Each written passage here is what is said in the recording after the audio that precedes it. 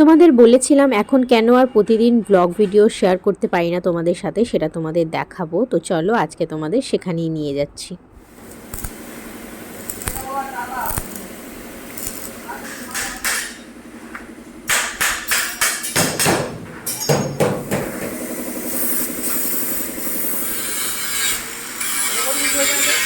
তোমরা হয়তো এখনও পুরো ব্যাপারটা বুঝতে পারোনি। আসলে আমাদের বাড়িতে রয়েছে আলমারি, শোকেস বানানোর কারখানা, আর যার কারণে প্রচুর শব্দ হয় বাড়িতে। আর সেই জন্য আমি ভিডিও এডিট করে উঠতে পারি না, কারণ ভয়েস ওভারে প্রচুর শব্দ হয়। আর ভিডিও এডিট করতে গেলে একদম অনেকটা রাতে করতে হয়, আর যে কারণে আমার প্রচুর শরীর খারাপ হয়ে গিয়েছিল এডিট করতে গিয়ে। তাই এখন ভাবছি যে ব্লগ ভিডিও না দিলেও তোমাদের সাথে প্রতিদিন একটা মিনি ব্লগ শেয়ার করব।